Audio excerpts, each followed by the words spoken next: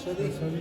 شکر دی بابا صاحب شمشادات ننوتې درو کسو ملنګان چې میاده وکړو په شکار مله د سرو زرو میلونه و ځانګړي یو ملنګ د اجازې خوښ راپورته کړ سر یې پرېښود خوښ چې وغورځوله سر چې وراملکه په بابا یې ولي ملنګ پسې و د بابا صاحب 1500 کاله کېږي بله کیسه د بابا صاحب د مصر د باچا پهلوانو دا پېرګنباز و وزیران از باچا ناست مسکین سړي ته بابا صاحب دا ناز ورکړي هغه چې لا مخکې بیا په ګرولې هر شي پاتې کړو چې شي پرې ولې د اسمان د پاسه ملایي ګونه پرېوت چې د ګردو وجانم بابا دا د ګردو وجانم بابا یې ولیدې معلوم به چې جانې د 15 کاله بابا یې ونیمه ته ولې الکوله وځو الله یو الله الله یو الله الله یو الله الله یو الله ذکر سو تاسو باندې رسول الله صلی الله علیه وسلم ټول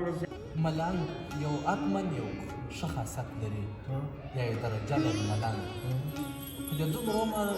چې تا دلته تېر کړی دی د بابا سره خوا څخه کوم داسې یو څه ستا سره پېښ شوي دي یا مثلا یو خوب دې لیدلی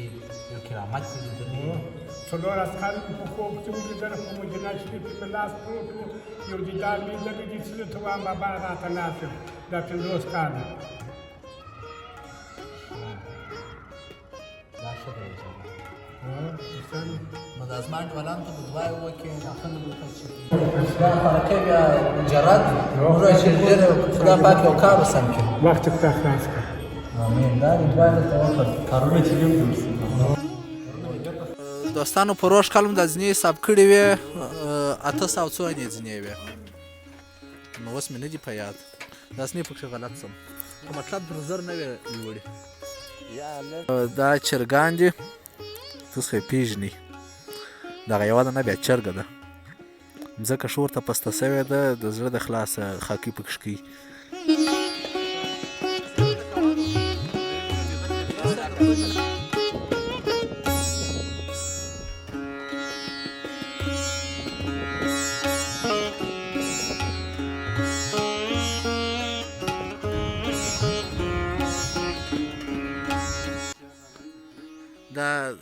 دا پیپسي م د چا دپاره رانیولې ده پیپسي خو نو نوید ورځئ څښم ما ورځه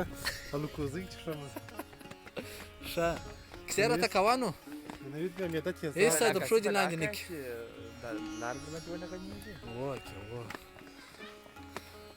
محمدي څو واره دې ځای ته پورته سوی یې ښه سر تېر یعنې څو ورځې تر حساب تېر یو 2 میلیارده یو 2 میلیارده غواړې به پورته وایي ته په ډېره پسخان وایې دا څه کیسه ده والله که نو چې زه دغه ته حیران پاته یم دې تنزیان هغسې جوړ دی ریډیوان څه وایي نو وایي که د تنزیان هغسې جوړ یم